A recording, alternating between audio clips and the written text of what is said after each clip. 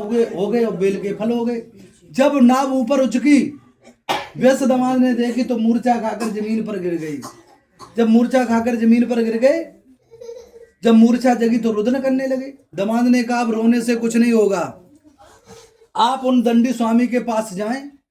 और व्यस दमाद दंडी स्वामी के पास गए, दोनों पैर पकड़ लिए, गिड़गिड़ाने लगे। तो उन्होंने की अब रोने से कुछ नहीं होगा, मूर्ख तुझे एक बार नहीं अनेक बार कष्ट दिया। तो व्यस ने बड़ा सुंदर प्रश्न किया, उत्तर दिया, प्रभु हम तो तुझसे प्राणी हैं, आपकी माया को तो ब्रह्मा विष्णु महेश देवता तक नहीं समझ पाए। किसी विद्वान ने बताया है भगवान तो बड़े दयालु हैं, जैसे का तैसा कर दिया। वेश आया, विधि विधान से सत्यनारायण का व्रत किया, व्रत के प्रभाव से फिर बहुत धनवान हो गया, अपने घर के लिए प्रस्थान किया। पहले कोई ऐसी सुविधा नहीं थी, भैया फोन करते थे बहुत सारा धन ला रहे हैं।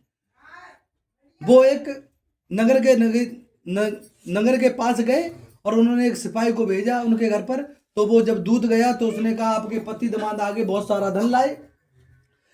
व्यस उस समय कलावती लीलावती सत्यनारायण का व्रत कर रही थी। लीलावती ने कहा पुत्री कलावती, आप सत्यनारायण को पूर्ण करके, सत्यनारायण के व्रत को पूर्ण करके, प्रसाद को ग्रहण करके तब आना, हम जाकर अपने पति और दमाद के दर्शन करेंगे।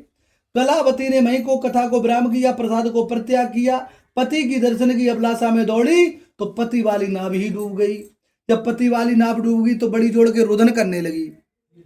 जब रुदन करने लगी तो माँ ने कहा रोने से आकाशवाणी हुई कि आपकी पुत्री सत्यनारायण भगवान का प्रसाद परित्याग करके आई हैं, जाकर प्रसाद पाए तो पति के दर्शन जरूर होंगी। और वो गई, सत्यनारायण का व्रत किया, विधि विधान से प्रसाद को ग्रहण किया।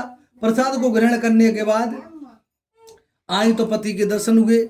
वो हरेक पूर्णमासी, हरेक मकर संक्रांति को सत्यनारायण का व्रत करने लगी। बताया सत्यनारायण के व्रत का छोटी सी बड़ी कथा एक सी होती है। आप धनवान नहीं हैं, छोटी सी अपने सामग्री ले आए थोड़ी, और स्वयं किताब ले आए, किताब से पढ़कर सत्यनारायण का व्रत करें, ठाकुर जी को भोग लगाएं, प्रसाद अपने ग्रहण कर लें ठाकुर जी को। थोड़े धनवान हैं तो पंडित जी को बुला लें और थोड़ी कन्या 5 खिला दें, उतना ही फल मिलेगा जितने पहली कथा करी। और खूब धनवान है तो पूरे मोहल्ला को खिला दें और पंडित जी को भोजन करा दें, और तो उतना ही फल मिलेगा जितनी छोटी कथा करी है। मतलब भाव भला बदल जाए, कथा का फल उतना ही मिलता है।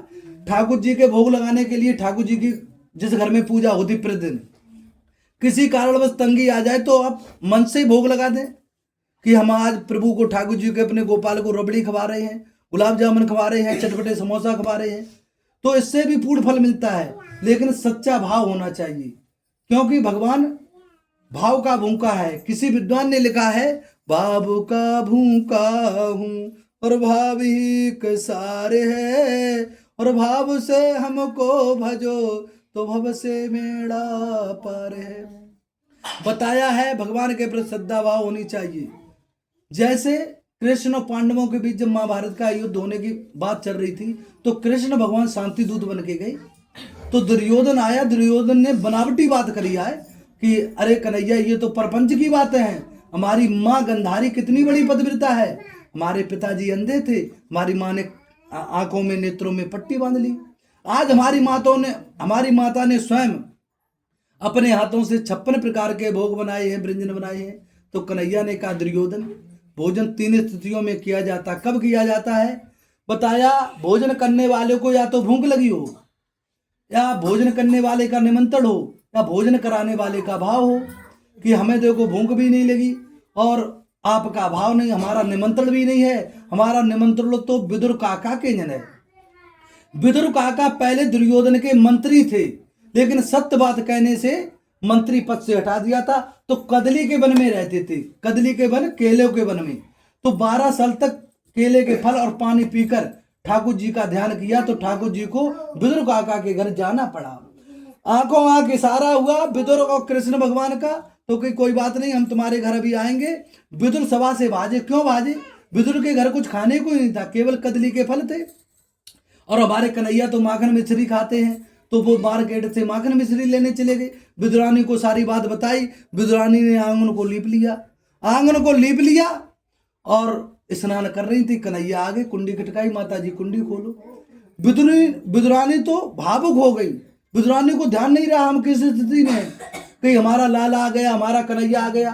ठाकुर जी ने अपनी काली कमरिया थी वो विदुरानी माँ को उड़ा दी। अब विद्रानी इतनी भावुक हो गई, अपने कन्हैया लाला को कहाँ बैठा रहे, पटा लाई उट्टा डाल दिया। जो दुनिया का पालन पोषण करते हैं वही कन्हैया अपने पेट पर हाथ फिराते, माँ इतनी जोर भूख लगी, कुछ हो तो लाए। विद्रानी माँ बोली, लाला चिंता मत कर, आपके दादा गए हैं, अभी माखन मिश्री लाएंगे, छक्के भोजन करना। कन्हैया ने फिर पेट पर हाथ फिराया, माँ बड़ी जोर भूख लगी, जो है सोले हैं। तो उन्होंने की कदली के फल हैं, तो केले के फल लाई, फल रखती जाती, छिलके खराती, प्रभु बड़े प्रेम से खाते जाते हैं। बताया है छिलके रखती, फल रखती जाती, छिलके खवाती, प्रभु बड़े भाव से पाते जाते हैं। जब विदुर काका आए तो जागी, आप क्या कर रही हैं, छिलका खिला रही हैं। विदुरानी ने कहा, मुझे ध्यान नहीं रहा, इनने बताया नहीं, पटा डाला उल्टा डाला। जब फल खिलाया तो भगवान ने कहा, जो छिलकों में आनंद था वो फल में नहीं। इसीलिए भगवान भाव का भूखा है। भाव भगवान के प्रति, भगवान तुम्हारे धन का भूखा नहीं है, केवल भगवान के प्रति भाव होना चाहिए। इसीलिए विद्वान ने बार बार बताया है, भाव का भूखा हूँ और भाव ही एक सार है, और भाव से हमको भजो भव से बेड़ा पार है। हमारा और तुम्हारा भगवान के प्रति भाव बनता, लेकिन पूर्ण भाव नहीं बनता। मीराबाई का भाव बन गया, फिर उसने सब दुनियाओं को त्याग दिया था, जहर पिलाया वो अमृत बन गया। प्रहलाद का भाव बन गया तो उन्हें जहर पिलाया, पाड़ से डाला, लेकिन उनके लिए फूल बन गए। ध्रुव का भाव बन गया, उन्होंने भगवान के प्रति निष्ठ भावना कर ली, तो निष्ठ भावना कर लेती तो क्षण भर में भगवान मिल जाते हैं। अब बताया है भाव होना चाहिए भगवान के प्रति, और वो सब लोग बैकुंठ धाम को गए। स्कंदे पुराणे रेवा खंडे 4वां अध्याय समाप्त। बोलिए सत्यनारायण भगवान की, बोलिए वृंदावन बिहारी लाल की।